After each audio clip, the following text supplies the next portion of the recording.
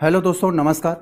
तो साथियों, हम लोग देखने जा रहे हैं आपके आने वाले बहुत ही महत्वपूर्ण एग्ज़ाम 72वीं बीपीएससी प्रीलिम्स 2026 के लिए करंट अफेयर्स का सेशन। दोस्तों, जितने भी प्रश्न हैं सब के सब राष्ट्रीय स्तर की घटनाएं हैं दोस्तों इसमें। और महत्वपूर्ण जो बात है, इसमें जितने भी प्रश्न हमने इंक्लूड किया है वो सभी महत्वपूर्ण संस्थाएं जैसे दृष्टि आईएएस, विजन, पीडब्ल्यू इत्यादि के स्रोतों से बनाए गए प्रश्न हैं। इन्हीं प्रश्नों को दोस्तों आप देखेंगे आपके आने वाले 72वीं बीपीएससी में। यहीं से राष्ट्रीय स्तर की घटनाओं से संबंधित प्रश्न आने के बहुत ज़्यादा चांस है। अगर आप यहाँ पर एक एक प्रश्नों पर मंथन करेंगे, आप देखेंगे कि यहाँ से कई सारे प्रश्न आपके मिलने के चांस बहुत ज़्यादा हैं, क्योंकि अब तक इसके इतिहास में देखा गया है जो प्रश्न इसमें इंक्लूड किए गए हैं उन्हीं से रिलेटेड प्रश्न पूछा गया है, तो उन्हीं के बेस पर बनाया गया है ये। तो आप एक एक प्रश्नों पर मंथन करें और इतनी बड़ी बड़ी संस्थाएं हैं इन पर भरोसा करें। तो चले हम लोग देखते हैं अपना पहला प्रश्न। वीडियो को अंत तक जरूर देखिएगा। तो साथियों, हम लोग देखते हैं पहले वाले प्रश्न को। आपसे पूछा जा रहा है, खेत बचाओ अभियान, खेत बचाओ अभियान का मुख्य उद्देश्य क्या है? तो मेरे भाई, खेत उड़ा थोड़ी न जा रहा है, उसके मिट्टी को बचाने की बात किया जा रहा है, उसके उर्वरता को बचाने की बात किया जा रहा है। तो यानी क्या बात किया जा रहा है यहाँ पर? मृदा स्वास्थ्य एवं सतत कृषि को बढ़ावा देना है। तो खेत बचाओ अभियान किससे है? मृदा स्वास्थ्य, यानी आपके मिट्टी की स्वास्थ्य कैसा है उसके बारे में जानना, और सतत कृषि को बढ़ावा देना, यानी ऐसी कृषि करना कि उसके मिट्टी को नुकसान न हो, आने वाली पीढ़ियां भी उन पर खेती कर सकें। ऑप्शन नंबर आपका सी होगा। आगे चले हम दूसरे वाले का अगर देखें तो यहाँ आपसे पूछा जा रहा है, बहुत ही महत्वपूर्ण यहाँ पर प्रश्न है ये, उल्लास योजना के तहत। तो सरकार ने अभी दोस्तों उल्लास कार्यक्रम चलाया था, जिसमें जो 15 साल के ऊपर युवा हो गए हैं, यानी ऐसे लोग जो 15 साल से ज़्यादा हो गए हैं और वो किसी तरह से पढ़ नहीं पाए हैं, वे अनपढ़ हैं, तो उनको एक तरह से पढ़ाने लिखाने, सामान्य काउंटिंग कराने, ये सब संबंधित है। यानी जो साक्षरता बढ़ाने का एक कार्यक्रम है। तो उल्लास किस कह रहे हैं? उल्लास योजना किस एज के वयस्क यानी मेच्योर लोगों को लक्षित करती है? तो ये 15 वर्ष और उससे अधिक लोगों को। ऑप्शन नंबर डी हो जाएगा। तो आपके सामने जब भी आए कि उल्लास योजना क्या है, तो यहाँ पे यह बता देना कि 15 वर्ष या उससे ऊपर के लोगों को, जो अनपढ़ है उनको शिक्षित बनाना है, साक्षर बनाना है उनको।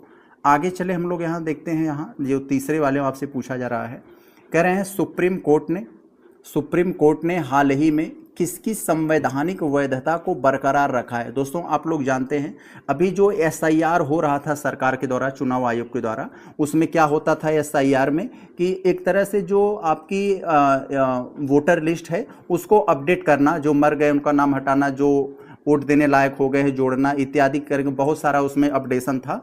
तो इसको चुनौती दिया गया था विपक्ष के द्वारा कि ये सरकार जो है, ये चुनाव आयोग जो है, वो विपक्ष के जो कोर वोटर हैं उनको हटा रहा है, उनका नाम काट रहा है और उनको हराने के लिए तो इसको चुनौती दी गई थी। तो सुप्रीम कोर्ट ने इसको एसआईआर, जिसे हिंदी में कहते हैं विशेष गहन पुनर्निरीक्षण, इसको उन्होंने बरकरार रखा है। कहा कि भाई ये एक वोटर लिस्ट के लिए ठीक है, उसको अपडेट करना होगा, तो उन्होंने उसको बरकरार रखने की बात किया है।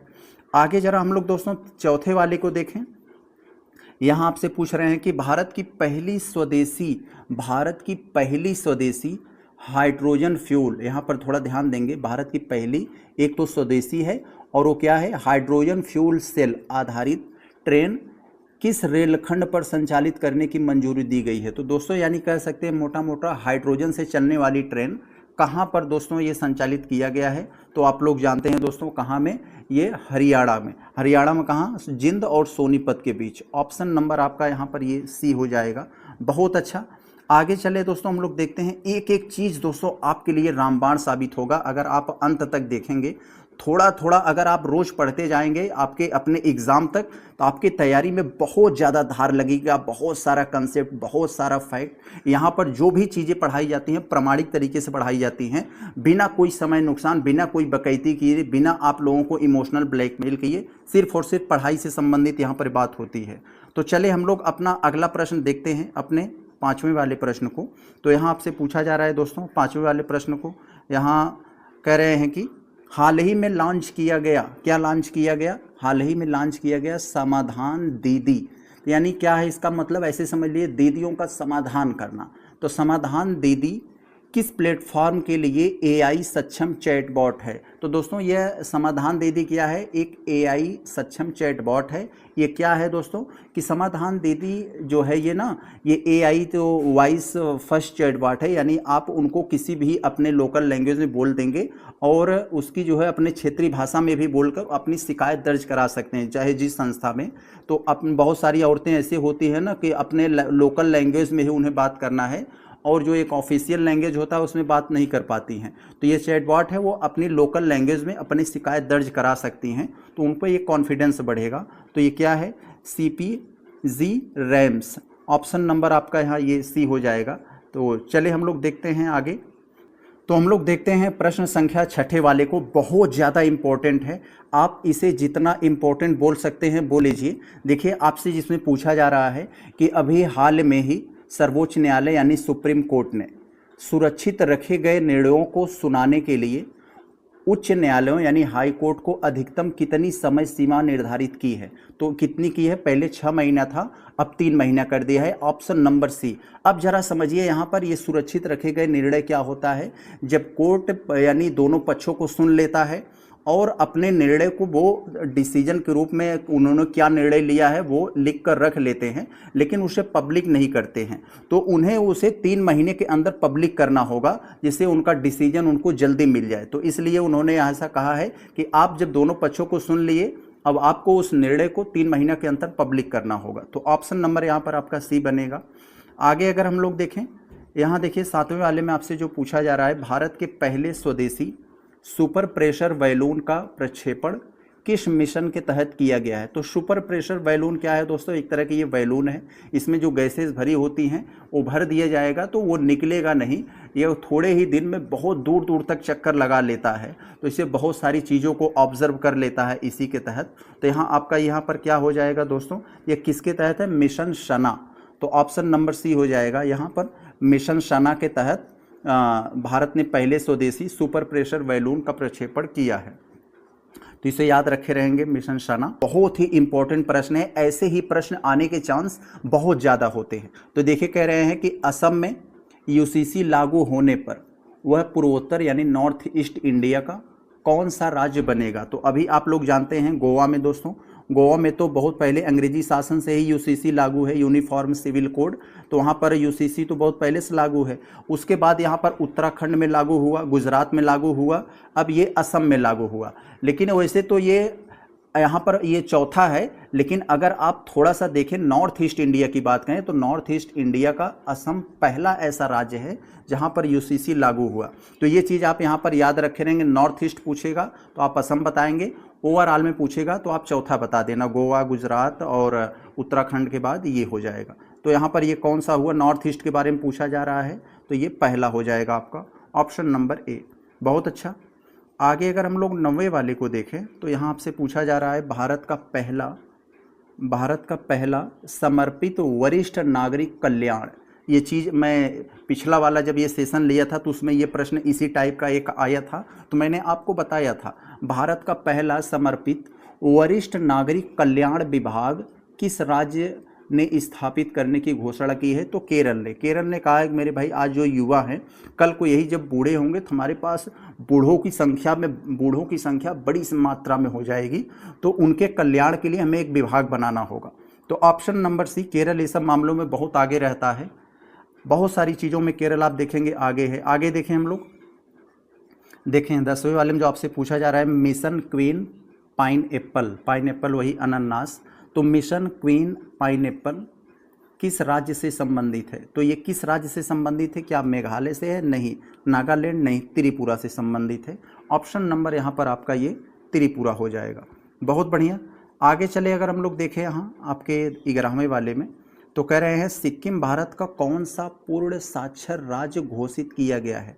तो सिक्किम भारत का कौन सा पूर्ण साक्षर राज्य घोषित किया गया है? तो दोस्तों वही मैंने अभी एक उल्लास कार्यक्रम आपको बताया था ना, उसी के तहत ये प्रोग्राम चलाया गया है, और जिसमें जो 15 वर्ष से अधिक लोग हैं, 15 वर्ष से अधिक वयस्क हैं, उनको शिक्षित करने का ये एक प्रोग्राम है। तो उल्लास, ये तो अभी आप लोगों ने जाना। लेकिन यहाँ पूछा जा रहा है सिक्किम भारत का कौन सा पूर्ण साक्षर राज्य। तो यहाँ पर आपको ये समझना पड़ेगा आखिर ये पूर्ण साक्षर राज्य का मतलब क्या हुआ।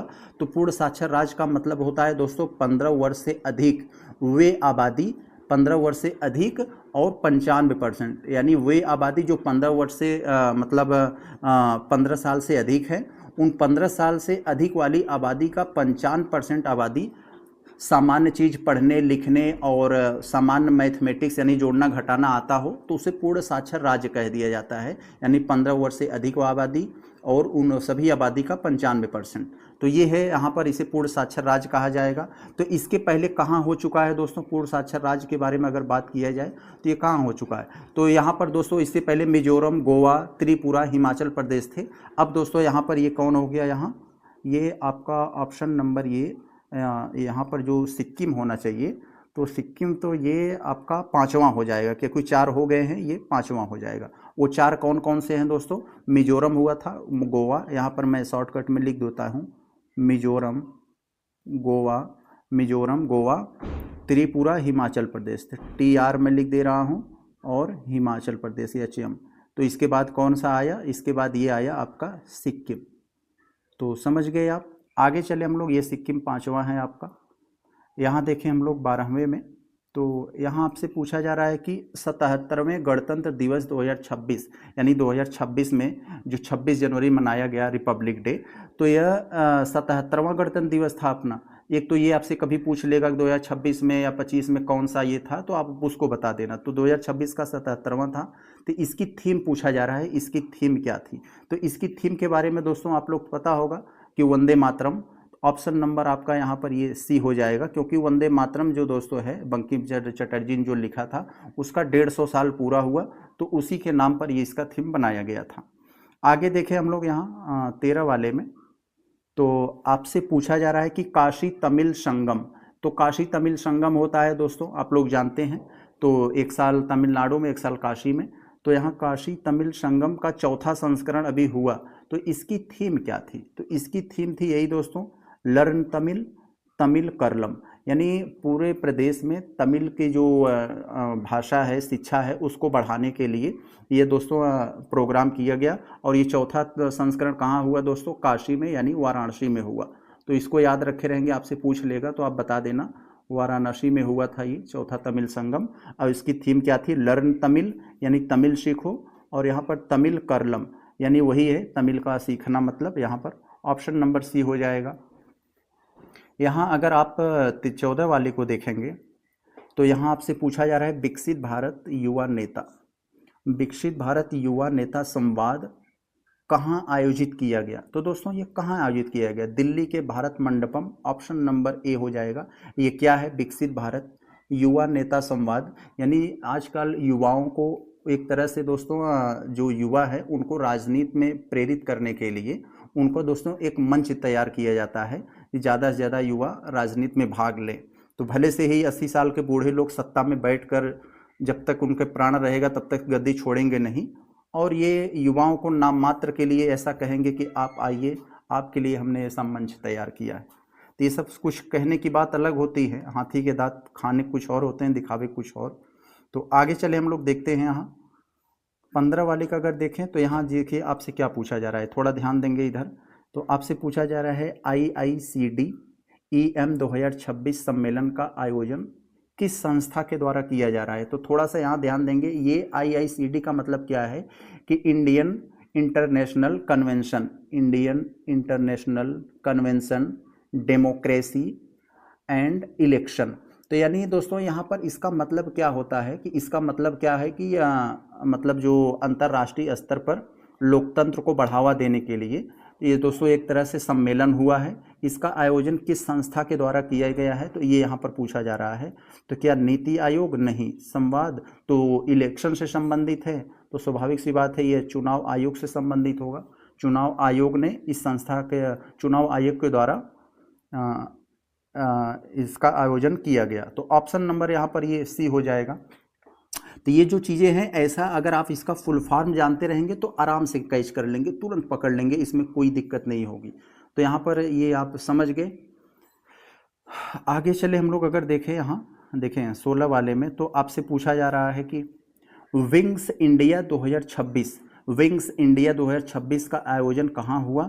तो ये हैदराबाद में हुआ। ये क्या होता है दोस्तों, इसमें दुनिया भर के दोस्तों जो बड़ी बड़ी जो जहाज़ हेलीकॉप्टर इसके मालिक होते हैं वे अपना जो है जहाज़ और विमान हेलीकॉप्टर लेकर आते हैं, उसका प्रदर्शन करते हैं और उस क्षेत्र में और कैसे आगे बढ़ा जाए उसके बारे में चर्चा करते हैं। तो यहाँ पर क्या होगा, ये विंग्स इंडिया 2026 का आयोजन हैदराबाद में हुआ था। अगर हैदराबाद में आपसे पूछ ले कि कहाँ पर स्पेसिफिक जगह के बारे में अगर आपसे पूछे तो उसके बारे में बता देना कि यह जो एक बेगमपेट हवाई अड्डा है यहाँ पर हैदराबाद में, बेगमपेट हवाई अड्डा वहाँ पर हुआ था ये। तो हम लोग देखते हैं प्रश्न संख्या 17 वाले को, बहुत ज़्यादा इंपॉर्टेंट है, थोड़ा ध्यान देंगे। खासकर ऐसे जो इन्वायरमेंट से रिलेटेड होते हैं वे पूछने के उनके बहुत ज़्यादा चांस होते हैं। तो यहाँ पर देखिए क्या लिखा है, आपसे क्या पूछा जा रहा है, प्लास्ट इंडिया 2026 की थीम क्या थी? तो यहाँ पर प्लास्ट का मतलब दोस्तों है प्लास्टिक, यानी प्लास्टिक्स और उससे बनी हुई चीज़ों के बारे में प्रदर्शनी लगती है। वो प्रदर्शनी कहाँ लगती है दोस्तों? हरियाणा में। मैं HR लिख दे रहा हूँ, हरियाणा में लगती है। तो वहाँ पर यही मतलब जो प्रदर्शनी लगी थी प्लास्ट इंडिया 2026, तो इसकी थीम क्या थी? इसकी थीम क्या होगी? आप लोग इसको थोड़ा सा ऑप्शन को अगर देख कर थोड़ा सा कर सकते हो तो आखिर इसकी थीम क्या उन्होंने बनाया होगा। तो इसकी थीम यही है, यहाँ पर ये तो नहीं होगा, यहाँ ये तो ग्रीन पॉलीमर इंडिया, ये भी नहीं है।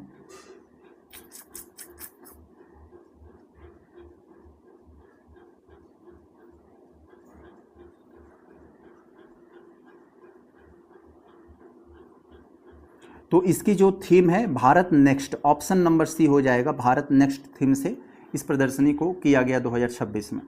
आगे अगर देखें हम लोग यहाँ 18 वाले में जो आपसे पूछा जा रहा है, खाद्य प्रणाली में महिलाओं पर वैश्विक सम्मेलन 2026 कहाँ आयोजित किया गया?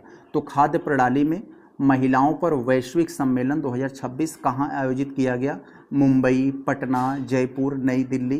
तो आप यहाँ पर क्या कहेंगे? नई दिल्ली। ऑप्शन नंबर आपका यहाँ C हो जाएगा। यह सम्मेलन नई दिल्ली में आयोजित किया गया है। तो महिलाओं पर वैश्विक सम्मेलन 2000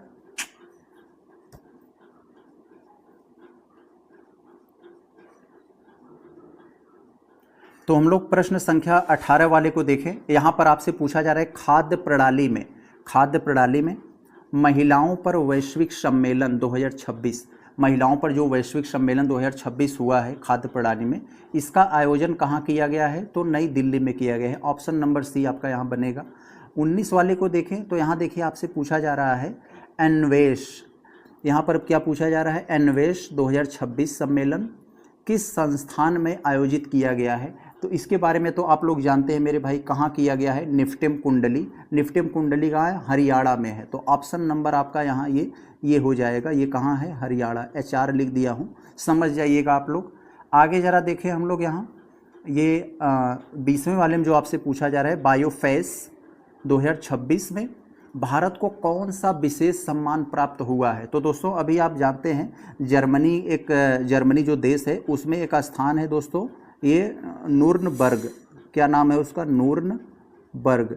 तो वही नूर्नबर्ग में दोस्तों एक आयोजित किया गया वैश्विक जैविक व्यापार मेला। यहाँ पर ये जो है ना, इसी का मतलब है वैश्विक जैविक व्यापार मेला यहाँ पर आयोजित किया गया। इसमें भारत को कंट्री ऑफ द ईयर नामित किया गया है। तो कंट्री ऑफ द ईयर कौन सा विशेष सम्मान मिला?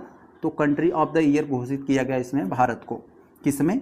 यही जो है इसमें वैश्विक जैविक व्यापार मेला में, यानी बायोफेस 2026। आगे देखें अगर हम लोग 21 वाले में, तो यहाँ देखिए आपसे पूछा जा रहा है इंडिया मोबाइल कांग्रेस IMC 2025 की थीम पूछा जा रहा है क्या है? तो इंडिया मोबाइल कांग्रेस 2025 की थीम आपसे यहाँ पर पूछा जा रहा है। तो क्या है यहाँ पर? तो ये है दोस्तों innovate to transform. Option number C हो जाएगा। ये 9वां संस्करण नई दिल्ली में मनाया गया। कहाँ पर दोस्तों?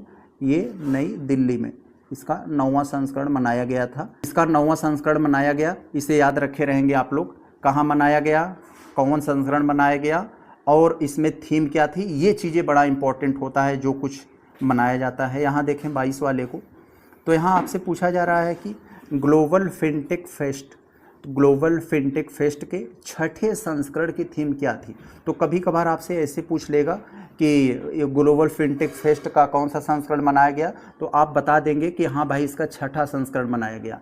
तो अगर वो पूछ लेगा इसकी थीम क्या थी, तो इसकी थीम के बारे में अगर पूछेगा तो इसकी थीम क्या बताएंगे दोस्तों आप लोग, इसकी empowering finance for a better world powered by AI. तो पावर्ड बाई एआई यहाँ पर इसको याद रखे रहेंगे, यही छठे संस्करण की थीम ग्लोबल फिनटेक की यही वाली थी। अब बात किया जाए कि आखिर ये मनाया कहाँ गया, तो ये महाराष्ट्र के मुंबई में मनाया गया। ये स्थान, थीम और संस्करण, ये चीज़ें इतना याद रखे रहेंगे तो आपका काम बन जाएगा।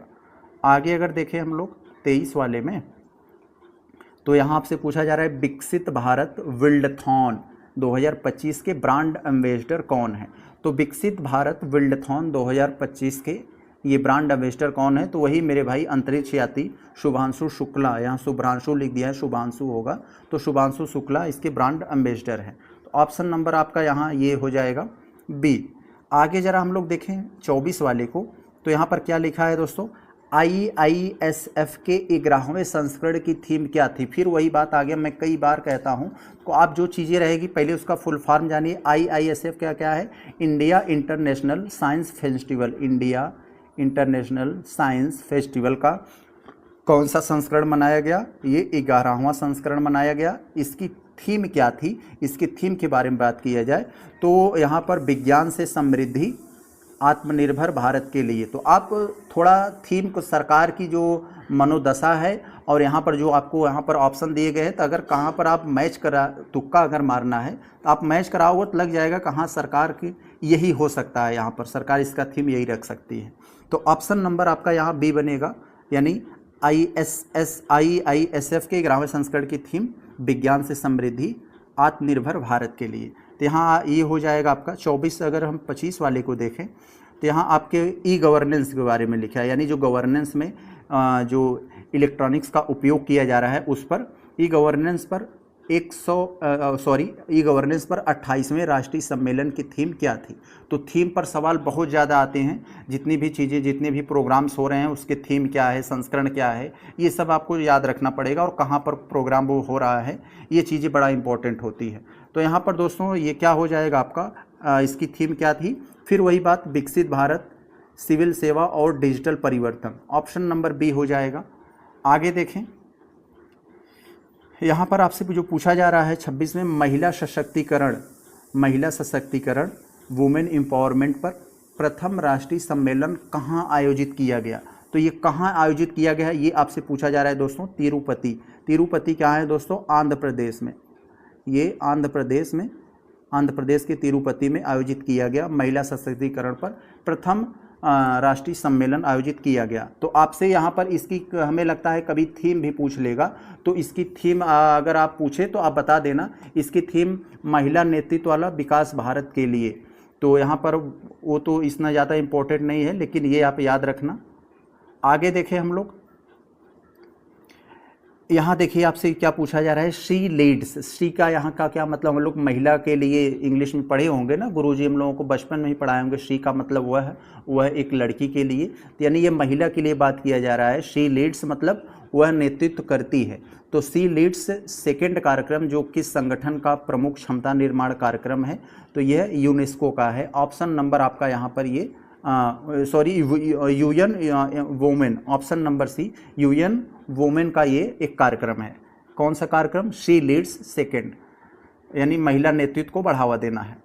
आगे यहाँ पर अगर हम लोग 28 वाले को देखें तो यहाँ पर दिया है वेब 2025 की टैगलाइन क्या थी। तो यहाँ पर वेब वो तरंग वाला वेब नहीं है, यहाँ पर आपको इसका फुल फॉर्म जानना पड़ेगा। यहाँ पर ये W का मतलब है दोस्तों वर्ल्ड, A का मतलब ऑडियो, V का मतलब विजुअल, और यहाँ पर E का मतलब इंटरटेनमेंट, S का मतलब समिट।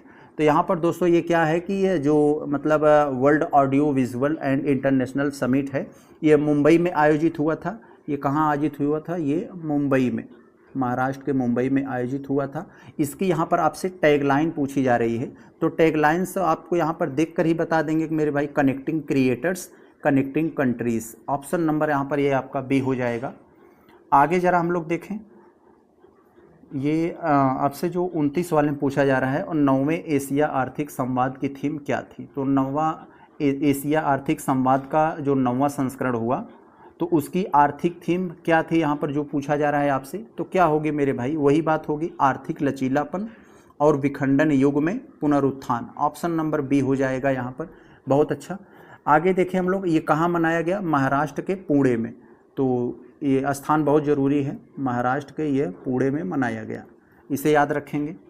आगे अगर हम लोग देखें 30 वाले को, तो देखें यहाँ पर आपसे पूछा जा रहा है आकांक्षी कृषि जिला। आकांक्षी कृषि जिला के रूप में जम्मू कश्मीर को किस जिले का चयन किया गया है। तो दोस्तों अभी आकांक्षी कृषि जिला के रूप में जम्मू कश्मीर के एक किश्तवाड़ जिला है, तो उसको दोस्तों चुना गया है। क्यों चुना गया है, आकांक्षी कृषि जिला के रूप में जम्मू कश्मीर का जिला है। तो आप यहाँ पर याद रख लें, आकांक्षी कृषि जिला, क से कृषि, क से किश्तवाड़। तो यहाँ पर इसको याद रखे रहेंगे तो आपके दिमाग में बना रहेगा। आगे अगर हम लोग ये 31 वाले को देखें अगर, तो आपसे पूछा जा रहा है कि हैदराबाद में अमेरिकी वाणिज्य दूतावास वाली सड़क का नाम क्या रख दिया गया है। तो दोस्तों अमेरिकी वाणिज्य दूतावास है, तो अमेरिका के राष्ट्रपति के नाम से थोड़ा सा आप तुक्का मारने का प्रयास करेंगे तो वही डोनाल्ड ट्रंप, जो इस समय एक दानों के रूप में जाना जा रहा है पूरे विश्व में। ऑप्शन नंबर आपका यहाँ सी हो जाएगा। देखते हैं प्रश्न संख्या ये 32 को। देखिए आपसे पूछा जा रहा है, बड़ा बढ़िया सवाल है एआई का। आजकल एआई बहुत ज़्यादा ट्रेंडिंग में रहता है तरह तरह की चीज़ों के लिए, तो उससे संबंधित सवाल पूछे जाएंगे आपसे टेक में। तो यहाँ देखिए पूछा जा रहा है एआई संचालित आंगनवाड़ी केंद्र महाराष्ट्र के किस गांव में शुरू हुआ है। तो दोस्तों अभी जब शुरू हुआ था तो बहुत ज़्यादा ये चर्चा में था। महाराष्ट्र के नागपुर ज़िले में एक गांव है दोस्तों वडधामना, तो वहीं पर दोस्तों ये शुरू हुआ है एआई से चलने वाला आंगनवाड़ी केंद्र। ऑप्शन नंबर आपका यहाँ बी हो जाएगा। ये कहाँ है दोस्तों, नागपुर में, नागपुर। तो इसे याद रखे रहेंगे। आगे ज़रा हम लोग यहाँ देखें तो आपसे पूछा जा रहा है कि प्रति माह 1 दिन का सवेतन मासिक धर्म अवकाश देने वाला पहला राज्य कौन सा बन गया है। तो दोस्तों ये चीज़ आपको जानना पड़ेगा। यहाँ ये कह रहे हैं कि यानी सरकारी कामकाजी महिलाएं हों या प्राइवेट संस्थाओं में अगर महिलाएं काम करती हो तो उनका बिना वेतन काटे उनके जो मासिक धर्म होता है उसकी वजह से उनको छुट्टी देना 1 दिन का और बिना वेतन काटे। तो ये कहाँ पर ऐसा किया गया है दोस्तों, ये कर्नाटक में किया गया है, वहाँ कांग्रेस की सरकार के द्वारा। ऑप्शन नंबर सी हो जाएगा। तो क्या ये पहला यहाँ पर क्यों लिखे हैं, क्या ऐसा और कभी कोई राज्य नहीं किया मेरे भाई? केरल ने किया है। अभी केरल ने सबसे पहले वहाँ पर किया था कि केरल जो मासिक धर्म के कारण जो महिलाएं मतलब यूनिवर्सिटी वगैरह में पढ़ती हैं तो उनको छुट्टी के लिए प्रावधान किया था। फिर 1992 में दोस्तों बिहार ने भी महिलाओं को 2 दिन की लगभग छुट्टी देने के लिए प्रावधान किया था। लेकिन जो सरकारी महिलाएं हैं, जो सरकारी नौकरी में जो सरकारी गवर्नमेंट की महिलाएं हैं उनके लिए किया था। वही काम उड़ीसा ने भी किया था छुट्टी देने का 1-2 दिन का, लेकिन उसने भी केवल सरकारी कामकाजी महिलाओं के लिए किया था, प्राइवेट महिलाओं के बारे में नहीं सोचा था। लेकिन कर्नाटक में 1 दिन का जो छुट्टी मिला है, कहीं भी अगर महिला काम करती, किसी भी प्राइवेट इंस्टीट्यूट हो या सरकारी हो, तो उसका बिना वेतन काटे उसको 1 दिन की छुट्टी मिलनी चाहिए। यानी 12 साल में वो 12 छुट्टी ले सकती है मासिक धर्म के नाम पर।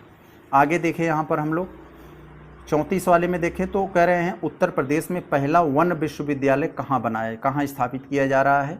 तो उत्तर प्रदेश के गोरखपुर में। ऑप्शन नंबर बी हो जाएगा। आप ऐसे भी याद कर सकते हैं कि उत्तर प्रदेश का गोरखपुर जिला में सबसे ज़्यादा वर्षा होती है, तो सबसे ज़्यादा वर्षा होती है, सबसे ज़्यादा वहाँ वन होंगे, तो इसीलिए वन विश्वविद्यालय बनाया जा रहा है। तो ऐसे आप याद कर लेंगे इसे।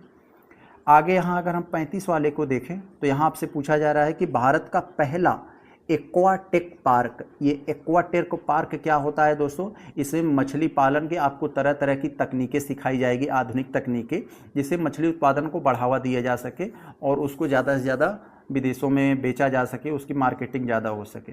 तो असम में दोस्तों एक्वाटेक पार्क दोस्तों इसकी मतलब कह रहे हैं भारत का पहला एक्वाटेक पार्क असम के किस स्थान पर खोला गया है, ये आपसे पूछा जा रहा है। तो क्या तेजपुर में तो नहीं खोला गया है, यहाँ तो है नहीं ये।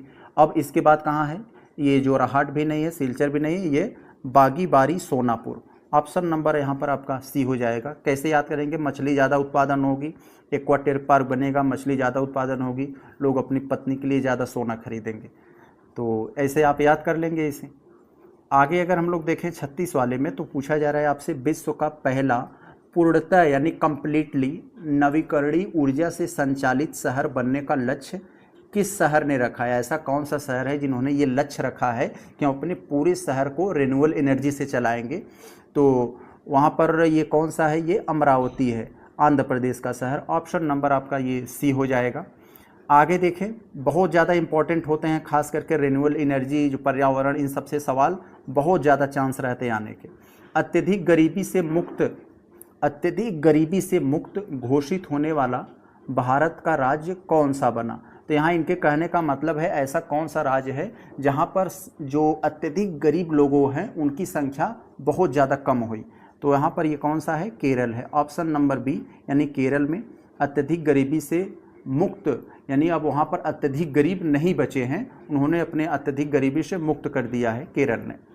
आगे देखें, यहाँ देखिए जो 38 में आपसे पूछा जा रहा है, खुद को पूर्णतः यानी कंप्लीटली साक्षर घोषित करने वाला भारत का तीसरा राज्य कौन सा बन गया है। तो यहाँ पर ये तीसरा राज्य पूछा जा रहा है यहाँ पर, यानी खुद को साक्षर घोषित करना, पूर्णतः साक्षर घोषित करना। वही मैंने बताया था ना, जो उल्लास कार्यक्रम चला था, तो पूर्णतः साक्षर बनाना। पूर्णतः साक्षर बनाने का मतलब क्या है, 15 वर्ष के ऊपर वे सभी व्यक्ति, उन सभी 15 वर्ष से ऊपर उन सभी व्यक्तियों का 95% आबादी अगर पढ़ लिख ले रही है, सामान्य मैथमेटिक्स जान रही है, जोड़ना घटाना, तो उनको हम लोग साक्षर कहते हैं। तो ऑप्शन नंबर यहाँ पर ये आपका कौन सा हो जाएगा, ये तो होगा नहीं, और यहाँ पर ये वही त्रिपुरा हो जाएगा। ऑप्शन नंबर ए हो जाएगा। यहाँ अभी चौथा के बारे में उसमें बताया था, यहाँ पर तीसरा पूछा जा रहा है। तो यहाँ देखिए, अभी आपसे जो पूछा जा रहा है यहाँ, भारत का पहला डिजिटल नोमैड गांव किसे घोषित किया गया। तो डिजिटल नोमैड गांव किसे कहा जाता है, ऐसा गांव जहां पर शांत वातावरण हो, इंटरनेट की अच्छी व्यवस्था हो, हमेशा बिजली रहती हो, साफ सफाई, शांत वातावरण हो, उसे नोमैड गांव कहते हैं। इस गांव में आपको ऑनलाइन कार्य करने के लिए बाहर नहीं जाना पड़ता, आप घर बैठे ऑनलाइन काम काज कर सकते हैं, तो ये नोमैड गांव होता है। तो नोमैड गांव किसे घोषित किया गया है, यहाँ आपसे ये पूछा जा रहा है। तो मेरे भाई यागटेन। तो यागटेन कहाँ है दोस्तों, ये यागटेन यहाँ सिक्किम का एक पाकयोंग जिला है। ये यहाँ पर ऐसे आप सोच लीजिए, ये सिक्किम है, सिक्किम का एक ज़िला है पाकयोंग। तो पाकयोंग में एक गांव है दोस्तों यागटेन, तो यही है। तो यहाँ आप ये याद रखे रहेंगे आप लोग। आगे हम अगर 40 वाले को देखें, तो यहाँ आपसे पूछा जा रहा है कि भारत की पहली पूर्णतः यानी कंप्लीटली सौर ऊर्जा से संचालित विधानसभा कौन सी बनी। अभी जो आपसे पूछा गया था, एक ऐसा शहर है जिसने लक्ष्य रखा है अपने शहर को पूरा सौर ऊर्जा से यानी रिन्यूएबल एनर्जी से चलाएंगे, वो तो अमरावती हो गया। लेकिन एक ऐसी विधानसभा है जो बिना मतलब किसी पारंपरिक ऊर्जा से यानी पूर्णतः सोलर एनर्जी से चलने वाली विधानसभा हो गई, यानी जितनी बिजली वगैरह की खपत हो रही है सब सोलर एनर्जी से हो रही है। तो दिल्ली विधानसभा में। ऑप्शन नंबर आपका यहाँ बी हो जाएगा। आगे अगर देखें 41 में, तो आपसे पूछा जा रहा है 10वां आयुर्वेद दिवस 2025 कहाँ मनाया गया। तो दोस्तों 10वां आयुर्वेद दिवस मनाया गया, यानी इसका पहला आयुर्वेद दिवस कब मनाया गया रहा होगा, 2016 में। 2016 में दोस्तों धनतेरस के दिन, दोस्तों अक्टूबर में धनतेरस के दिन दोस्तों ये आयुर्वेद दिवस मनाया गया था।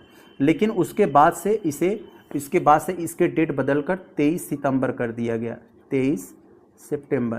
तो यानी हर साल 23 सितंबर को आयुर्वेद दिवस मनाया जाता है। इस साल 2026 में अपना ये 10वां संस्करण मनाया। तो यहाँ पर ये कह रहे हैं कहाँ मनाया गया, तो दोस्तों यह इस बार जो है ये गोवा में मनाया गया। तो ऑप्शन नंबर आपका यहाँ ए हो जाएगा, गोवा में मनाया गया। यहाँ पर ये AAI का यहाँ क्या मतलब है, AII का क्या मतलब है, ये भी जान लीजिए। All India institute of Ayurveda, Goa. आगे देखें, यहाँ देखिए आपसे पूछा जा रहा है PPP मॉडल। PPP का यहाँ का क्या मतलब है, पब्लिक प्राइवेट पार्टनरशिप, यानी आधा पैसा प्राइवेट कंपनियों का लग रहा है, जो कुछ जैसे सड़क बनाना, ब्रिज बनाना, या फिर कोई अन्य चीज़ बनाना, तो इसमें क्या होता है कि आधा पैसा सरकार लगाती है, आधा प्राइवेट कंपनी लगाती है, फिर प्राइवेट कंपनी अपना वसूलती है टोल वगैरह के माध्यम से। जब पूरा हो जाता है तो सरकार उसका पैसा मिलने लगता है। तो यही है पीपीपी मॉडल। इस पर आधारित हरित अपशिष्ट प्रसंस्करण। ये हरित अपशिष्ट प्रसंस्करण क्या है दोस्तों, इसको जानेंगे। हरित अपशिष्ट प्रसंस्करण संयंत्र क्या है, यानी जो ग्रीन अपशिष्ट है जैसे फल फूल के छिलके, सड़ी गली साग सब्जियाँ, इन सभी का उपयोग करके कोई मतलब उपयोगी चीज़ बना देना। जैसे अभी जो पराली है उसका उपयोग करके पत्तल बनाया जा रहा है। आपको आने वाले समय जो आप लोग बारात में पत्तल वगैरह में खाना खाते हैं तो पराली वाले पत्तल में आप लोग खाएंगे, तो बाद में आप उसे फेंक देंगे तो उसे पशु वगैरह भी खा लेंगे और इन्वायरमेंट को नुकसान भी नहीं होगा। तो हरित अपशिष्ट प्रसंस्करण संयंत्र शुरू करने वाला पहला शहर कौन सा बना है, तो यहाँ पर ये आपको दिया है भोपाल, भोपाल नहीं, उज्जैन नहीं, ग्वालियर नहीं, इंदौर हो जाएगा आपका। 42 का कौन सा हो जाएगा साथियों, ये इंदौर। बहुत अच्छा। आगे जरा हम लोग देखें, यहाँ पर आपसे जो 43 वाले में जो पूछा जा रहा है थोड़ा ध्यान देंगे। संशोधित भारत नेट योजना, संशोधित भारत नेट योजना लागू करने वाला पहला राज्य कौन सा बना, तो पंजाब बन गया है। ऑप्शन नंबर सी हो जाएगा यहाँ। आगे यहाँ पर देखा जाए अगर हम लोग 44 में देखें तो QR कोड आधारित, QR कोड जैसे आप लोग पेमेंट वगैरह करते हो तो QR कोड को स्कैन करते हो ना, तो वही QR कोड आधारित डिजिटल यातायात चालान भुगतान कियोस्क शुरू करने वाला पहला भारतीय शहर कौन सा बना, तो बड़ा ही इंपॉर्टेंट है। जैसे आपका चालान वगैरह कट जाता है तो आपको कोर्ट कचहरी या वकील का चक्कर लगाना पड़ता है, तो आप उसको न लगाएं। एक ATM की तरह एक मशीन होगी, उस मशीन पर जाएंगे, अपना जो है थोड़ा सा नंबर वगैरह डालेंगे तो उसको QR कोड आ जाएगा। आपका जो चालान है आप QR कोड को स्कैन करके चालान जमा कर सकते हो, आपको वहाँ जाना नहीं पड़ेगा। तो यही है कि यह QR कोड ऐसा शुरू करने वाला डिजिटल यातायात चालान भुगतान कियोस्क शुरू करने वाला पहला भारतीय शहर कौन सा है, तो यहाँ आपसे ये पूछा जा रहा है। तो ये है हरियाणा का गुरुग्राम है। ऑप्शन नंबर ये सी हो जाएगा, ये हरियाणा। आगे देखें हम लोग, यहाँ आपसे देखिए पूछा जा रहा है प्रधानमंत्री JAY का यहाँ क्या मतलब है दोस्तों। यहाँ पर जन आरोग्य योजना, प्रधानमंत्री जन आरोग्य योजना के तहत सर्वश्रेष्ठ प्रदर्शन करने वाले राज्य के रूप में किसे सम्मानित किया गया है, तो दोस्तों छत्तीसगढ़ को किया गया है। ऑप्शन नंबर यहाँ पर ये आपका बी हो जाएगा, छत्तीसगढ़ को प्रधानमंत्री जन आरोग्य योजना के तहत सबसे अच्छा परफॉर्मेंस करने के लिए इसे सम्मानित किया गया है। आगे यहाँ देखें 46 को, तो आपसे पूछा जा रहा है भारत का सबसे बड़ा स्पोर्ट्स कॉम्प्लेक्स, भारत का सबसे बड़ा sport complex Veer Savarkar sport complex कहाँ बनाया गया है। तो भारत का एक सबसे बड़ा स्पोर्ट कॉम्प्लेक्स बनाया गया वीर सावरकर के नाम से, वीर सावरकर स्पोर्ट कॉम्प्लेक्स है। वो उसका उद्घाटन कहाँ पर किया गया, तो मेरे भाई कहाँ पर किया जाएगा, ये अहमदाबाद के एक नारणपुरा है वहाँ पर। ऑप्शन नंबर सी हो जाएगा ये। आगे देखें अगर, जिसमें आपसे पूछा जा रहा है 14वां सिरारखोंग हथई, 14वां सिरारखोंग हथई मिर्च महोत्सव किस जिले में है। तो दोस्तों इस समय मिर्च की तरह कौन सा तप रहा है, मणिपुर तप रहा है, जल रहा है कई साल से, तो वहाँ ये हो जाएगा। तो मणिपुर का कौन सा यहाँ पर ये स्थान यहाँ पर आप लोग देख कर बता सकते हैं कि मणिपुर का स्थान यहाँ पर कौन सा आपको दिखाई दे रहा होगा, तो ये उखरुल। ऑप्शन नंबर सी, जल जल कर बेचारा उखड़ जा रहा है। ऑप्शन नंबर ये सी हो जाएगा। आगे देखें, यहाँ आपसे पूछा जा रहा है यहाँ भारत की पहली खनन पर्यटन परियोजना किस राज्य में शुरू की गई, तो खनन पर्यटन परियोजना दोस्तों यह झारखंड में शुरू किया गया है। ऑप्शन नंबर सी हो जाएगा। जानते हैं वहाँ पर कोयला वगैरह बड़ी मात्रा में खोदा जाता है, निकाला जाता है वहाँ, तो ऑप्शन नंबर सी हो जाएगा। तो ये आगे हम लोग देखें अगर, ये यहाँ देखिए आपसे जो पूछा जा रहा है आधार आधारित, यानी आपके आधार कार्ड पर बेस्ड फेस ऑथेंटिकेशन यानी चेहरा को पहचानने वाला लागू करने वाला पहला भारतीय राज्य कौन सा बन गया है, तो हिमाचल प्रदेश बन गया है। हिमाचल प्रदेश, कंगना रनौत जहाँ से सांसद हैं। ऑप्शन नंबर आपका बी हो जाएगा। आगे देखें हम लोग 50 वाले में, तो यहाँ पूछा जा रहा है आपसे भारत का पहला गर्ल्स सैनिक स्कूल, भारत का पहला गर्ल्स सैनिक स्कूल किस शहर में शुरू किया जाएगा? तो गर्ल्स सैनिक स्कूल दोस्तों आप मोटा मोटा ये जानिए राजस्थान में शुरू किया गया। राजस्थान के कहाँ पर? यहाँ पर राजस्थान के तो सभी ज़िले यहाँ पर दिए गए हैं, तो राजस्थान के कहाँ पर यहाँ पर? तो ये जोधपुर में, ये सॉरी बीकानेर ऑप्शन नंबर ये हो जाएगा बीकानेर।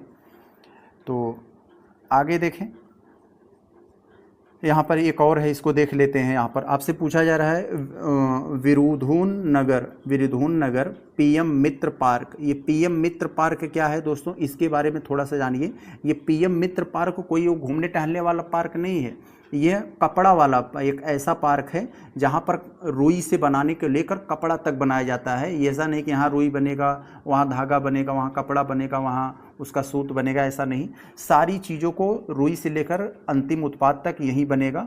तो इसका एक प्रधानमंत्री का ये कई सारा यहाँ पर बनाया जा रहा है, प्रधानमंत्री मित्र पार्क योजना के तहत है ये। निवेश कितने के यहाँ पर मंजूरी दी है? तो 19 करोड़ की। ऑप्शन नंबर ये आपका सी हो जाएगा यहाँ पर, इसको याद रखें। विरुधुन नगर कहाँ है? ये तमिलनाडु में है। आगे अगर देखें हम यहाँ पर 52 में आपसे जो दिया गया है, अरुणाचल प्रदेश 2025 से 35 की अवधि को अरुणाचल प्रदेश ने 2025 से 35 यानी ये 10 साल की जो अवधि है इसे किस रूप में घोषित किया है? तो आप देखकर बता सकते हो मेरे भाई, जल विद्युत दशक के रूप में। ऑप्शन नंबर आपका यहाँ सी हो जाएगा। आगे देखें, एक और बचा है, इसको भी निपटा लेते हैं हम लोग। देखिए यहाँ पर जो पूछा जा रहा है आपसे, यूनेस्को विश्व धरोहर सूची में, यूनेस्को की विश्व धरोहर सूची में भारत की 44वीं विश्व धरोहर स्थल के रूप में किसे अंकित किया गया है? तो किसे अंकित किया गया है यूनेस्को की विश्व धरोहर सूची में? तो ये मराठा सैन्य प्रदेश। ऑप्शन नंबर आपका यहाँ पर ये बी हो जाएगा, यही बी हो जाएगा आपका यहाँ, ऑप्शन नंबर बी हो जाएगा, मराठा सैन्य प्रदेश। तो दोस्तों ये हमने यहाँ पर कुछ जो प्रश्न थे राष्ट्रीय स्तर से संबंधित जितनी घटनाएं थे, महत्वपूर्ण स्रोतों से हमने लेकर इस प्रश्न को बनाया था। तो अगर आप देखेंगे कि यहाँ से आपको कई सारे प्रश्न आपको सीधे मिलेंगे, आप चाहे जिस एग्ज़ाम की तैयारी कर रहे हों, बीपीएससी हो, यूपीपीएससी हो, वनडे हो, यहाँ पर आपके आने वाले समय में बहुत ज़्यादा लाभ मिलेगा। अगर आप इसको अच्छे से एक बार मंथन कर लेते हैं तो आपकी तैयारी में बहुत ज़्यादा धार लगेगी। और दोस्तों इसका अगर आपको पीडीएफ चाहिए तो इसी वीडियो के डिस्क्रिप्शन बॉक्स में हमने टेलीग्राम का लिंक डाला है, वो आप वहाँ पर जाएंगे तो आपको आसानी से इसका आपको पीडीएफ मिल जाएगा, आप वहाँ से रिवीजन कर सकते हैं। चलिए हम लोग मिलते हैं नेक्स्ट वीडियो में। नमस्कार।